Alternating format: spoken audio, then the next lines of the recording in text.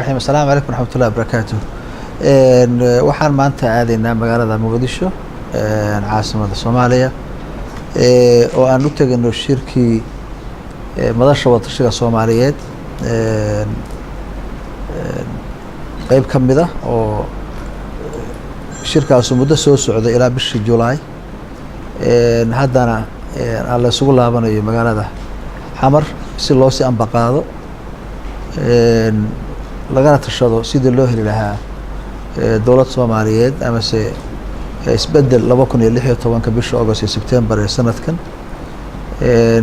iyadoo ujeedada ugu weyn ay tahay inay Soomaaliya hesho dowlad wanaagsan matalaad shacbiga dhab leh dowladdaas oo ku imaanaysa rabitaanka shacbiga Soomaaliyeed annagu ka Puntland ahaan waxaanu meesha geenaynaa waxa weeye waa aragtida shacbiga Puntland fikirkooda ku saabsan Soomaaliya wanaageeda iyo horumarkeeda iyo qaabka ugu wanaagsan ee loo heli karo midnimo Soomaaliyeed iyo dowladnimo Soomaaliyeed annagu rabitaanka shacbiga Puntland baan matalnaa iyagaan rabitaankooda meesha aan geenaynaa taas ayaana naga go'an waxaan rajaynaynaa wax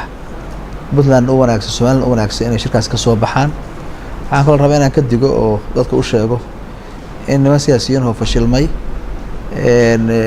oo bariyaha idaacadaha ka hadlayo dadka raba inay jahawareeriyaan beenna u sheegaan waxaan u sheegayaa shacbiga Puntland inay ku kalsoonaadaan dowladooda iyo madaxdooda mar walbana ay ka fakarayaan masiirkooda iyo mustaqbalka Puntland intaba inay intaas nagu aamini karaan baan u malaynayaa waxaan rajaynayaa guul iyo horumar Soomaaliyeed iyo insha Allah barnaamijkaas oo shirkaas oo ku soo dhamaada si wanaagsan dilaa waa maasantii